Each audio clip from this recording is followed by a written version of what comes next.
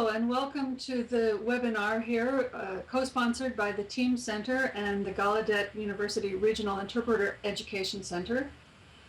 The title of this workshop is Garbage In, Garbage Out, Source Text Selection and Assessment. I'm looking forward to working with you today. My name is Betsy Winston, and I'm the director of the Team Center. That's the Teaching, Interpreting, Educators, and Mentors Center. So with that, I'm going to just launch right into the presentation so that we can begin discussing this very exciting and very important topic for our field.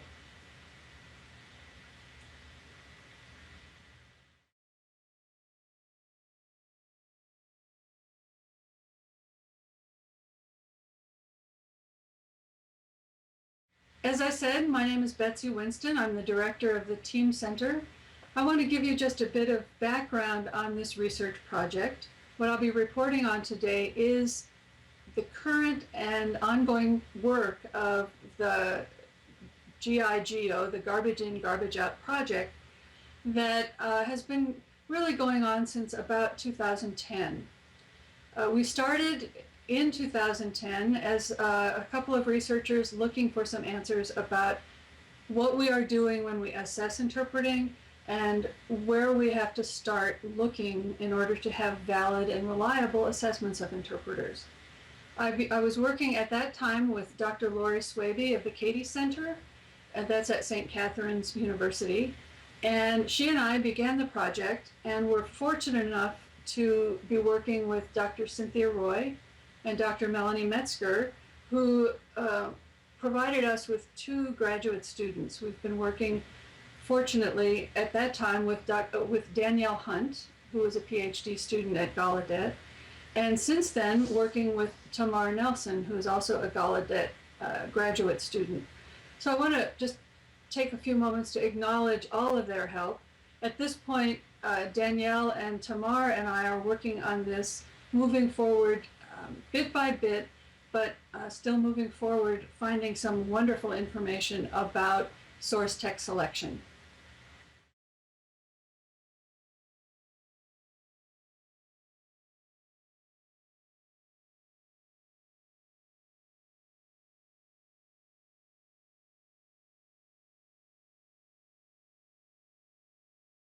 Just to share a little bit about the original research goals for this project, we had three. We wanted to identify effective criteria for selecting source text for assessing interpreters. We wanted to find out how best to review and select them. And so we wanted to ask people from the field to look at source text that we had chosen and review and rate them.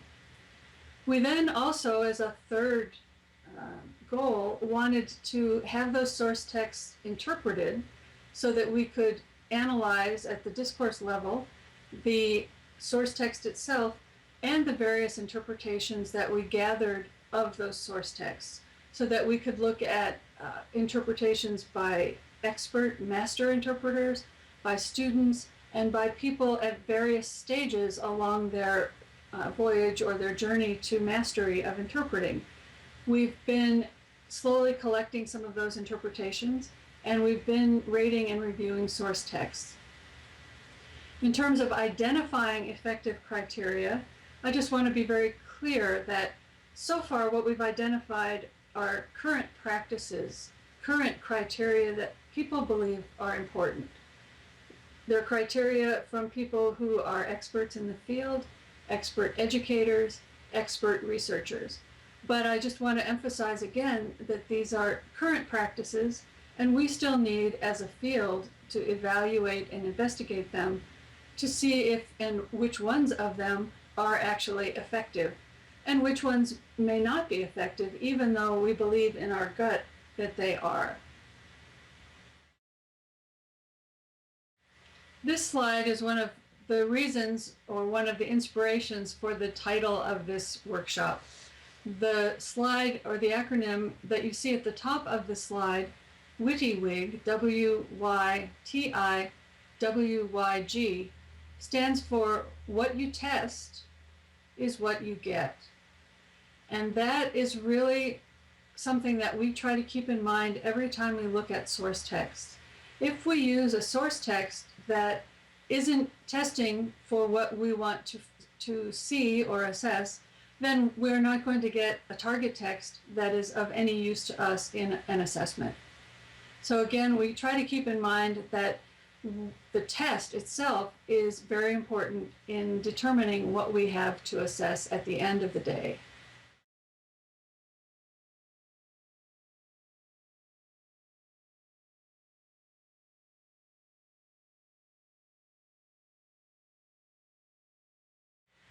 The slide that you're looking at now is just my sense of where we are in our field in terms of assessment. Right now, we have ASL classes and students exiting from a series of ASL classes, hoping to enter into an interpreting education program or an interpreting preparation program, whichever term you prefer. We then have students exiting interpreting programs, hoping to enter the field.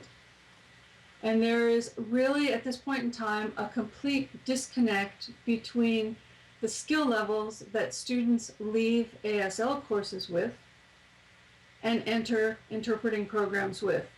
There's no standard accepted set of skills that ASL students must have in order to enter interpreting programs.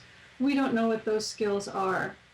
We may each have a sense of what they are, but we have no standard in the field to help us understand what level of ASL skills a student needs in order to enter an interpreting program to learn how to interpret. Not to learn more ASL, but to learn how to interpret. Likewise, there's a complete disconnect between interpreting skills that students may have when leaving a program and the skills they need when they need to enter the field or become certified or work professionally with consumers. This is where we are. We have no connections amongst or between each of those areas. And so it's no wonder that students are very confused about how they should be learning ASL, how they should be learning interpreting, and what they need to do to be skilled interpreters to enter the field.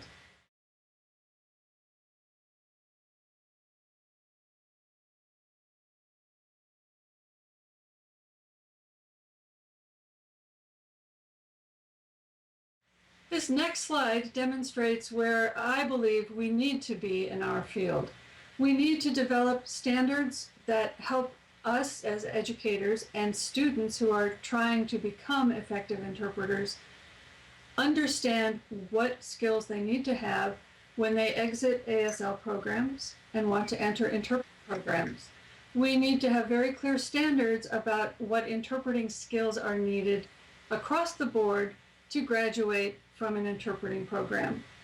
And we need to have a set of standards to describe what entry-level skills are for people who are considered to be entry-level novice professionals in our field. Of course, one of the things we first need to do is define the term novice. And whether we want to use that term or whatever term, it's not really important. We as a field need to make a decision about what to call that. We need to define what that looks like, and we need to agree amongst ourselves that that level of skill is what we are going to require as a basic entry-level skill. Now, I don't want to say that we don't have any information, because we do. We have information from the CCIE, which tells us what interpreting programs ought to be teaching. We have information from the Do It Center, the entry to practice competencies that they've developed through research. And they describe the kinds of skills and knowledge that an interpreter needs to have to enter the field as a practitioner. However, they are just descriptions. They don't give us specific, detailed pictures of what a skilled novice interpreter looks like. And so we still need to get to that point in our field where we have those kinds of clear, transparent understandings of how we define an entry-level interpreter.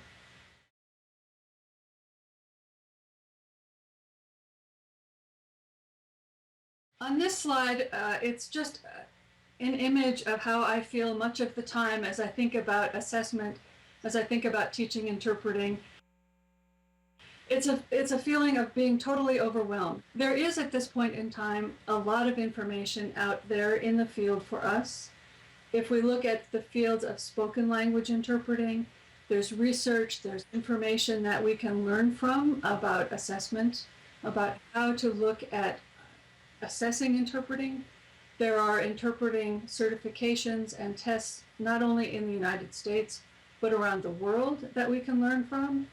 And yet at this point in time, to me, it all feels like too much. It's all out there. We still need a lot more information, but what's out there is so overwhelming, it's hard for me to know where to start. Where do we begin to look for effective approaches to assessing interpreting and to assessing sign language skills, and then to assigning standards to those so that we can tell when a person has enough skill to enter an interpreting program, when a person has enough skill to graduate, and hopefully by graduating, enter into the field, rather than facing that gap of 2 to 3 years sometimes where they graduate but can't yet work. So again, this just sort of reflects my own sense of being overwhelmed and my belief that we as a field need to do something about this.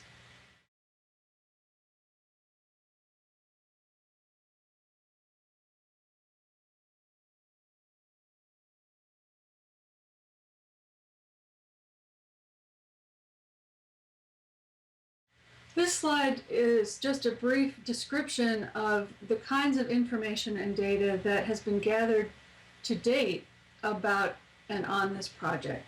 I'm not going to go into it in detail. If you join the online discussions, you will be able to read the actual research paper that's been published about the research, and we'll be talking about it in depth during those online discussions.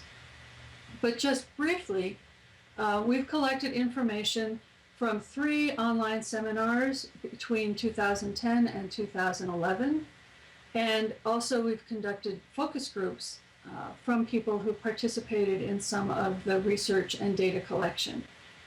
The people who participated in those, as I said earlier, have been expert researchers, expert interpreter educators, expert interpreters, and also we had one seminar where we collected input from educators, interpreting educators around the country, and also a few from Canada and Australia, so international participation. We've also collected data from interpreters at RID in 2011, where we used some of the source texts and actually asked interpreters to interpret for us. We collected that, taped it, and now we are in the process of analyzing both the source text and the interpretations produced by those interpreters, so that we can get a sense of the source text that people thought were useful and what kinds of target texts and target information they actually produced, if you will. We've also been collecting the actual analysis of our data, so analyzing the structures of the source text and the quality and structures of the interpretations that we collected. So this is where the information that I'm reporting on today is coming from. Just very briefly, again, if you're interested in more about that, there is a published paper that you can read that will be posted in the online discussion area.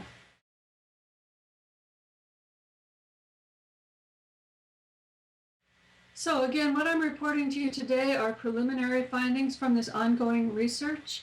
I want to stress again that much of what I'm reporting are findings about current practices. We haven't yet identified which are effective and which are not. So this is not a presentation about what we should be doing, but about what we are doing and what certainly experts in the field think works well. The preliminary findings probably won't be startling to you, but I think it's very useful to have them documented, put down on paper. There are really two uses for source text that most educators have.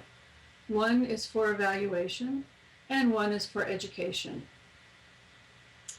Now, that's helpful and not helpful. And the reason it's not helpful is because if we just look at evaluation, we have some different needs than we have if we want to look at teaching and assessment or evaluation of students. So again, it's very important, I think, for us as educators primarily to make sure we separate the idea of source text for evaluation and source text that we may use for evaluation, but we also want to use for education. I'll go into that in a little more detail in the next few slides.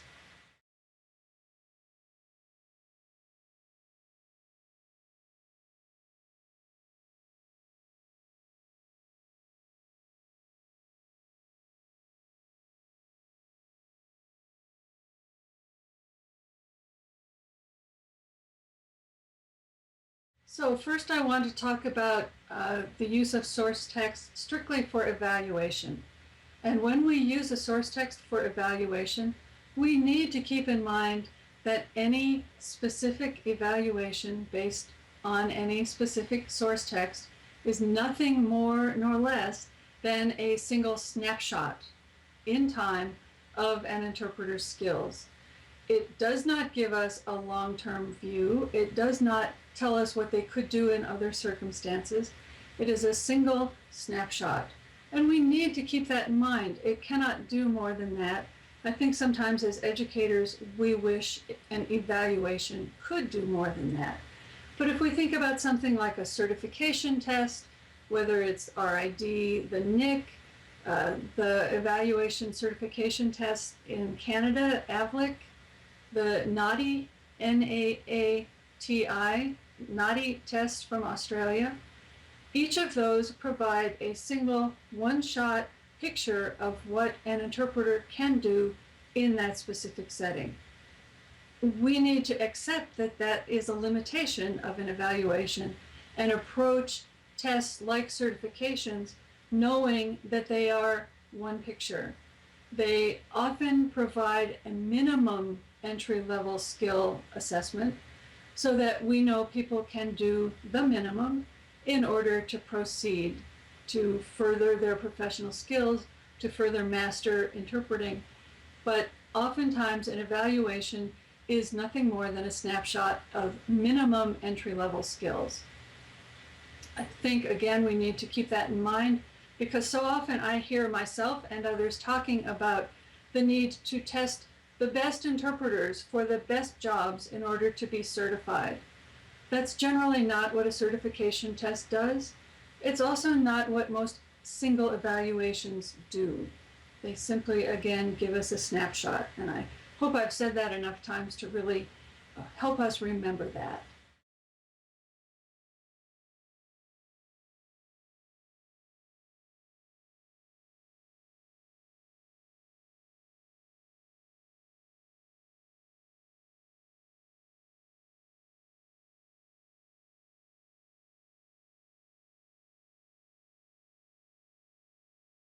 Of course, on this next slide, when we look at education and what we as educators want from an evaluation or assessment, we usually want a whole lot more. And that's where, again, I think we get into some confusion about what an evaluation can be and what we would do with what we learn from evaluations. So as educators, we not only want to get that snapshot, we want to get a snapshot that helps us move students further, helps them grow and learn. We want that snapshot to identify strengths and weaknesses of an interpreting student or of an interpreter. And as educators, we again have to be able to accept that any particular test, any particular source text is only going to give us one set of strengths and weaknesses. we may wish all we want that we could learn everything about a student, but we can't. And so it may be important for us to accept that we need a series of evaluations or a series of snapshots to get a full picture of a person's interpreting skills.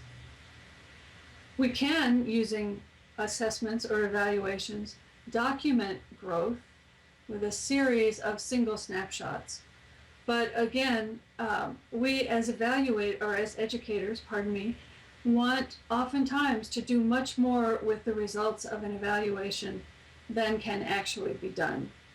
So I believe that we need to really understand what evaluations can and can't do for us and work from there to enhance our own teaching practices based partly on evaluation results, but partly on other things.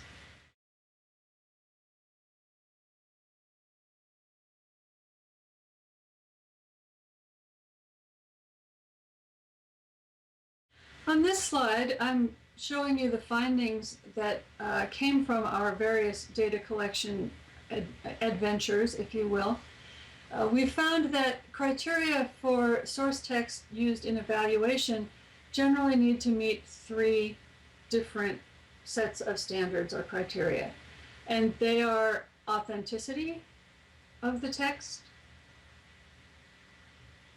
relevance of the text, and then oftentimes the text features themselves become important as we choose source text for assessment or evaluation.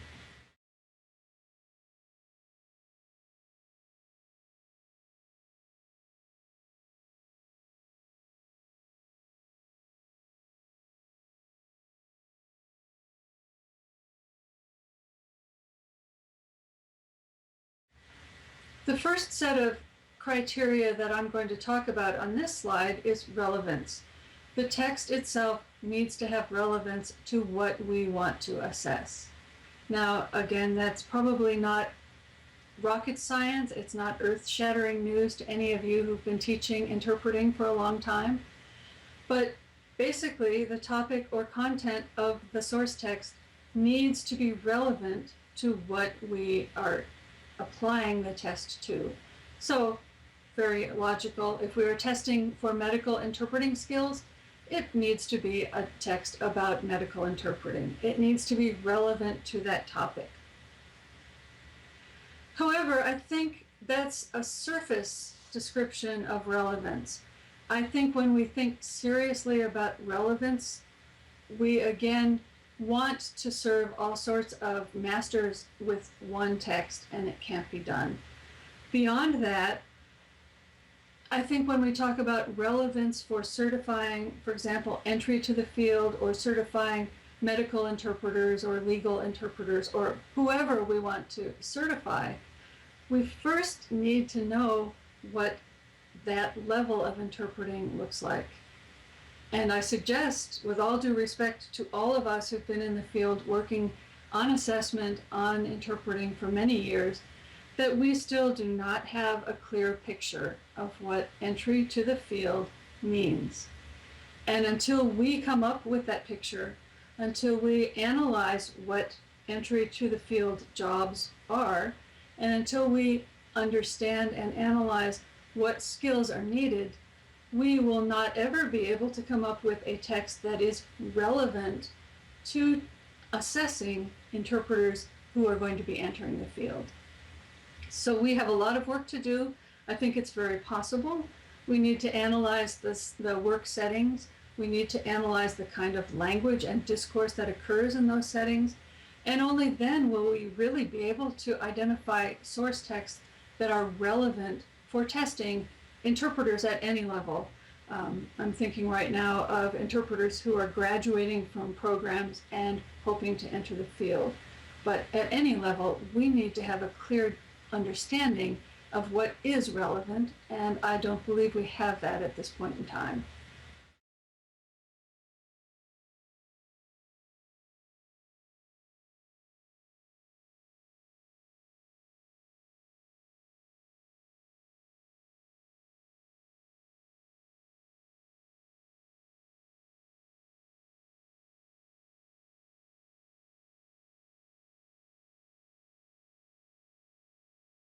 On the next slide, I want to talk a little bit about authenticity. I don't think this is a difficult concept. We believe that interpreting texts should be taken as much as possible from the real world. We shouldn't be scripting them. We shouldn't be making up texts for people to interpret. We hope, whenever possible, to take these from real world events or settings. What was interesting, though, from the input from pretty much everybody in the discussion groups and online discussions, is that while authenticity is very important, simulated authenticity can be okay in a lot of settings. So sort of fake real text could be good for us in many ways. Real texts are often very messy. There are intrusions, there are difficult pieces of language that may not really be interpretable. And so we are often happy with simulated authentic text, text that might come from role playing, text that might have occurred in real life, but we reenact them later. So it's just interesting to know that authenticity is important to educators and to evaluators, but as much as we stress it, we are often happy to take less than completely authentic as a balance to a little bit easier to administer, a little bit easier to focus on, a little bit easier to understand and categorize as we evaluate NSS.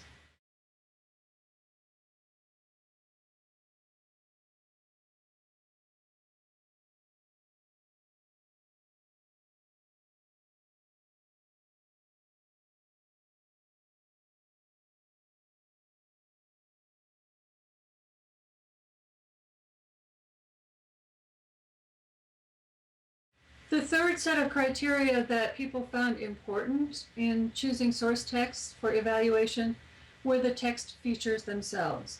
And we've all talked about this, I'm sure. We talk about whether an ASL text has a use of space, whether an interpreter can produce classifiers, are there the head nods in the correct place, what kinds of questions and sentences and discourse structure are in the text. So we all identify these as being important parts of any source text when we select it. And this is where I again want to really focus on these findings being current practice. When I think about the various features that are listed on this slide, speed, pace, length of the text, the kind of linguistic features that the source text might trigger, I really wonder if we as a field don't need to move beyond this particular paradigm. When I think of features in a language like space, eye blink, head nod, left hand, right hand, it's like getting the pieces of a jigsaw puzzle without getting the picture that shows you what the puzzle should look like. We talk about, can an interpreter produce classifiers that use space well? As communicators, we don't produce language based on the features. We produce language based on what we want to achieve by producing that language. We want to achieve functions. We have reasons for using classifiers, often which go far beyond the fact that they happen in space. We use classifiers to involve people in our discussions, in our topics. We use head nods to back channel. And until I think we get beyond discussion of features and start discussing functions, what people want to achieve when they communicate, and then teach the combination of features that fit and achieve those functions. Until we can do that, we are going to continue with these pieces of language, teaching students bits and pieces without ever teaching them the big picture and how they fit into achieving successful communication. So again, I think as educators, we are looking at text features, and they are very important. Don't get me wrong. Text features are very important. But I think we need to take a deep breath, step back, and look at what those features do for us in communication if we're going to improve and enhance our teaching of sign language and of interpreting.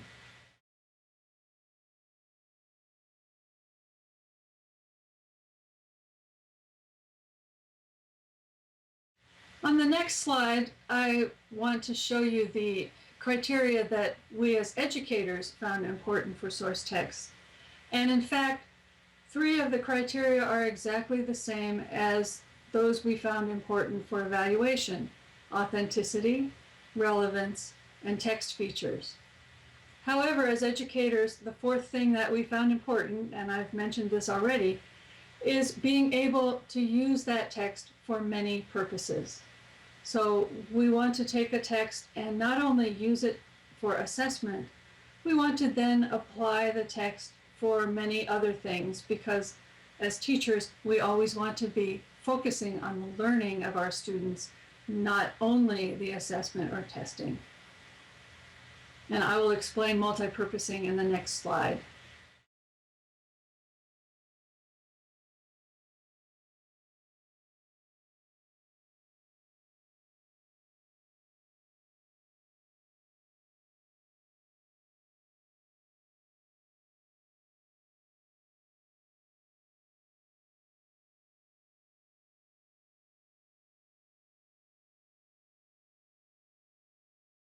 So, multipurposing, what does that mean for us as educators? Basically, it means that if we find a text that we believe is a useful source text, we want to spiral it through the student's learning, perhaps using it in interpreting or translation 1, reusing it in a consecutive interpreting class later on, reusing it again in a simultaneous interpreting course, so that we can spiral their learning, build on student learning from a single source text. We might, in addition to using the source text for an assessment, use it for helping students learn how to prepare for an assignment. So we will first teach them how to prepare an assignment, then we will test them on it. We may want to use it to support discourse analysis classes. We may want to use it to help students learn the skills needed to be a team interpreter. So again, we're not just looking at the interpretation of the text, but we want to teach students the various surrounding skills that they must have in order to be effective interpreters.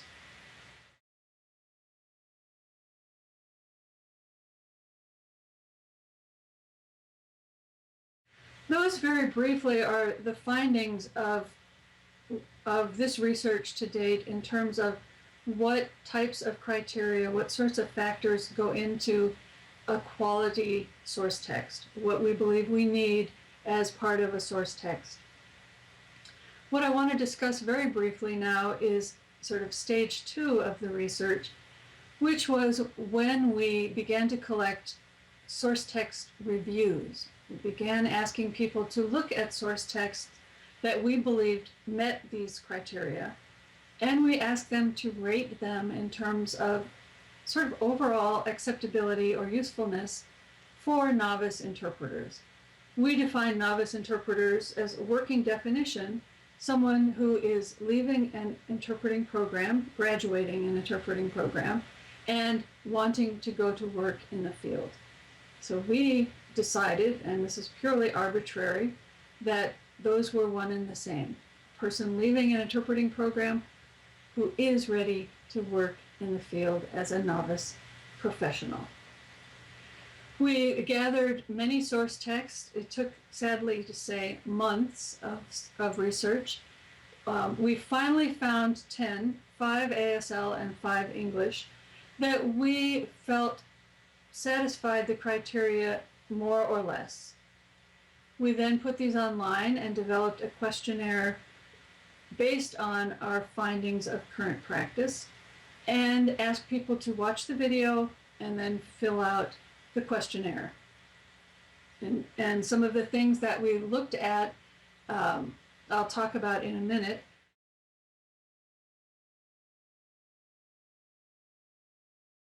I am not going to show you, or this is one of the source texts that we looked at. I'm not going to show it to you today because if you join us in the online discussions, one of the first activities will be to actually go through this process of watching source texts and evaluating them, both English and ASL. So I just wanted to describe what we did, and I'll talk about some of the features that we ask people to rate these texts on.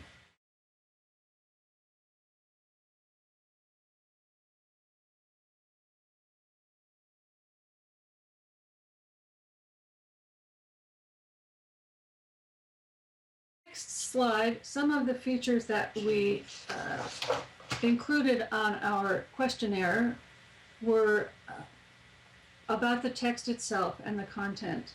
So we asked if the topic seemed relevant, although what relevant to what other than novice interpreters was difficult.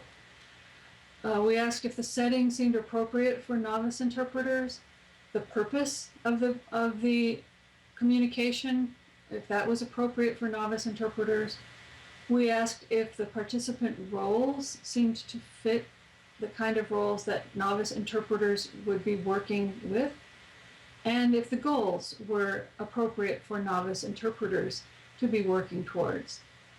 Those are very nebulous ideas, as I well know, and yet these are the kinds of things we talk about when we talk about source text and about teaching interpreting. If we are nebulous in these questions, it's because we are nebulous as a field as to what they mean.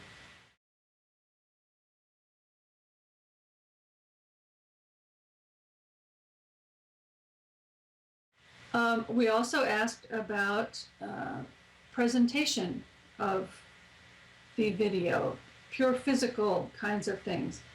How was the speed of the language? How was the pace? How was the basic articulation, whether it was English or ASL? Was it easy to understand? Was it clearly articulated?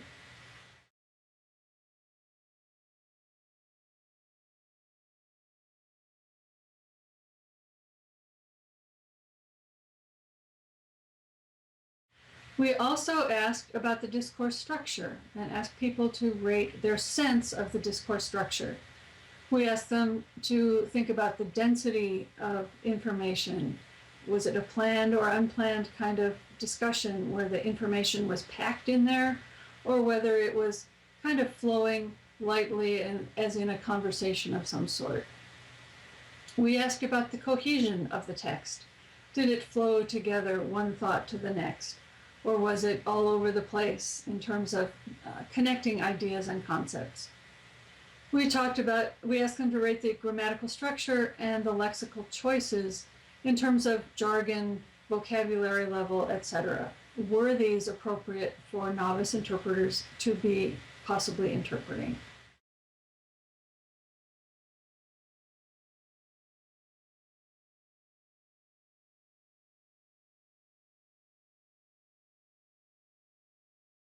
We looked at video quality. Again, this is a pretty simple one.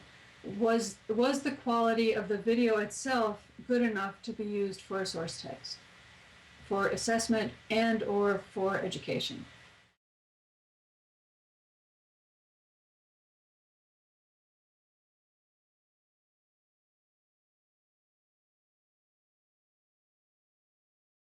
We also asked about the length of time people took to watch the videos. Most of these videos were 10 to 15 minutes in length.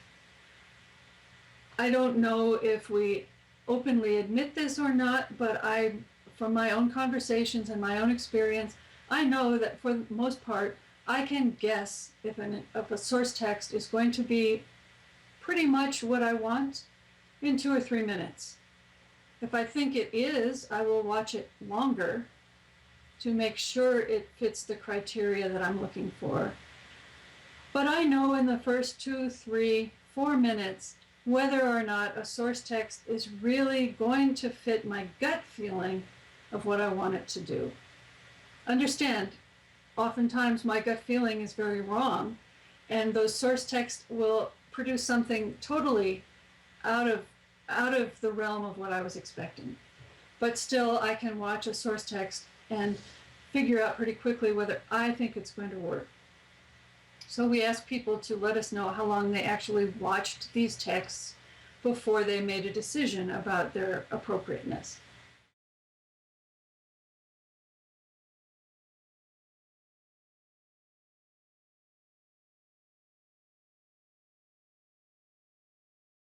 We also asked if a recent grad from each person's interpreting program could succeed in interpreting this particular text.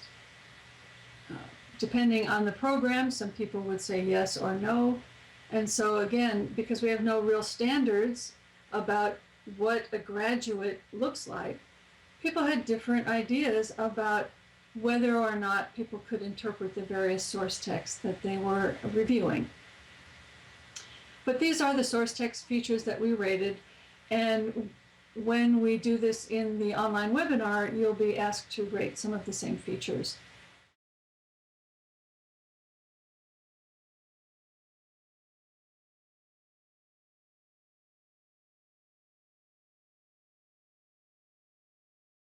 I'm not going to show you the results of this.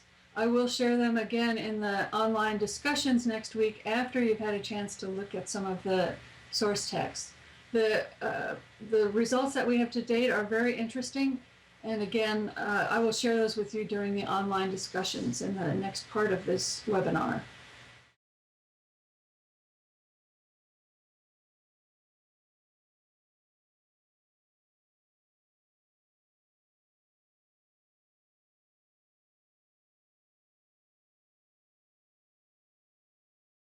Some of the next steps that we are hoping to accomplish in this research, because as I said, it's ongoing and it's long-term research. It's not something that's going to end after 1 or 2 studies. I think it's something that we as a field need to undertake as a field over the long term.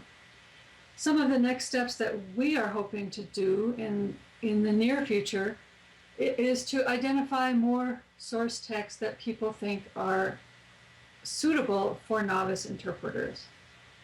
We want to refine the analysis of source text features and indeed determine whether or not it is features that we want to look at, or whether it is functions or something else altogether.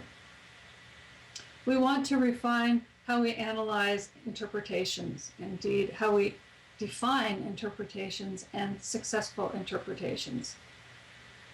We also want to begin a large-scale collection of data, of coding of the data, and of analysis of the data, so that we have a corpus of information that we can all draw from, that we can all learn from and use to improve not just interpreting assessment, but interpreting education.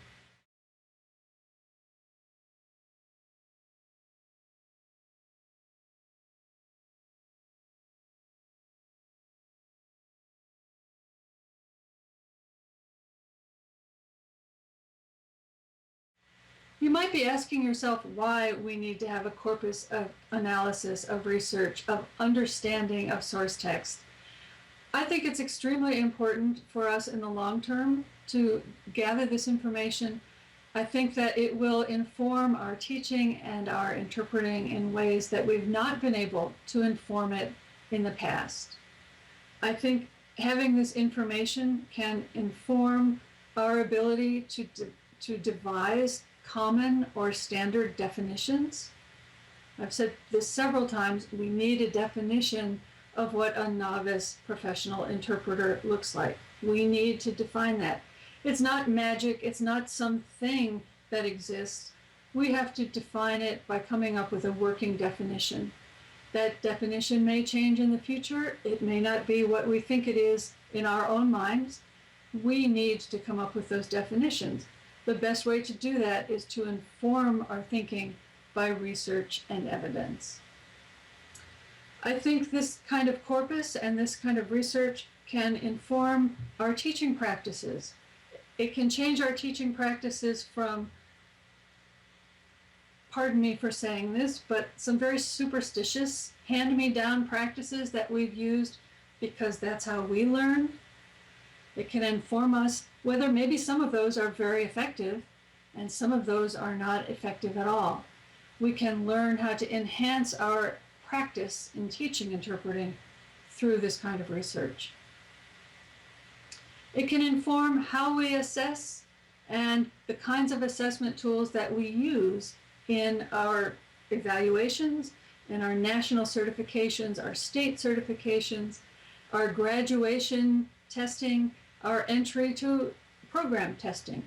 It can inform all of those kinds of assessments and improve our practice. It will provide us with parallel texts. It will provide us with dozens of interpretations of a single text that we can then look at and begin to define what a successful or effective interpretation of that text is. And in fact, not a single effective interpretation, but what are the many effective interpretations that might be produced depending on the setting and the context and the background knowledge of the people involved.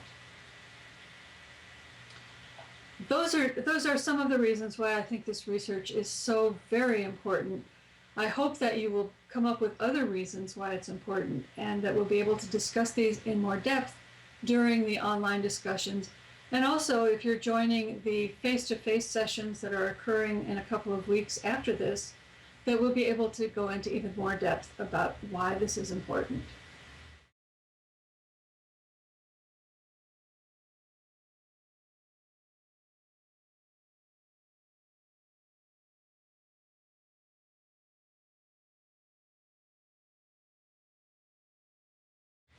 We've also gathered some other information during this data collection that's it's not directly related to source text, but I think informs us in ways that we must pay attention to. Some of the input that we keep getting again and again is that we must have deaf faculty working as interpreting educators in our programs, not just working as lab assistants and as ASL teachers, but teaching interpreting. We must increase the number and quality of deaf faculty who are teaching interpreting in our programs. We need, as I said before, to come up with definitions of things like novice professional interpreter, successful interpretation. I suggest that we also have to come up with definitions for some very basic ideas in our field that we may each believe we know or understand. But whether we as a field have a common definition is another question. One question that I would ask us to define, or one term that I would ask us to define, is meaning. What is meaning? What is a successful interpretation that produces or builds what kind of meaning? We've often looked at meaning as something that is static, that is passed on from one person to another, handed off through an interpreter, or handed off directly from me to you. Meaning is much more complex than that, and I think, again, as a field, we need to begin exploring the construction of meaning, the way we communicate amongst each other and between each other is not simply I tell you, you tell me, but I try to share my thoughts, you try to rebuild my thoughts in a way that you understand them. Very complex process, and as a field we need to begin looking at how to define and explain meaning in ways that are much more complex than I think we have been doing.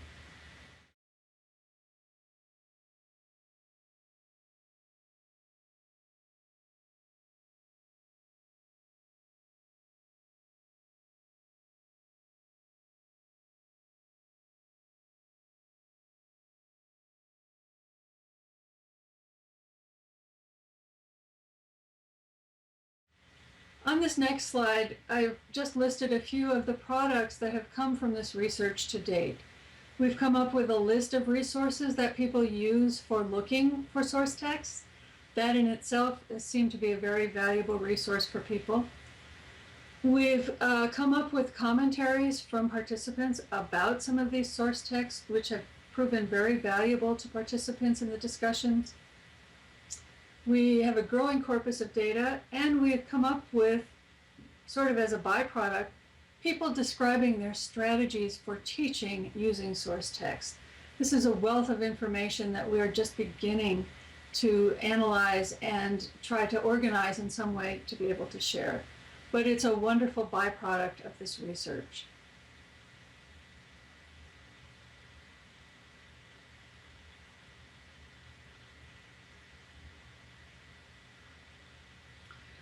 With that, I'm going to close this particular part of the webinar, this presentation. I want to thank you again for your attention. I hope you'll join us in the online discussions and the face-to-face meetings that will be happening. I look forward to talking with all of you, to meeting with you, to discussing these topics. I again just want to acknowledge Dr. Lori Swaby, who was so essential to the beginning of this project, Danielle Hunt and Tamara Nelson, who've been helping with the research, the participants of the research who've been so helpful and open in sharing their ideas and thoughts. I want to thank RID and acknowledge their contributions to all of this work. I want to acknowledge Gallaudet's Regional Interpreter Education Center, Hillary Mayhew and Beverly Holra, who helped make this possible with the urging of Dr. Melanie Metzger and Dr. Cynthia Roy. So again, I just want to acknowledge everyone. The interpreters who've been working with us today have been terrific. All the people in the studio who have been making this possible. So thank you all.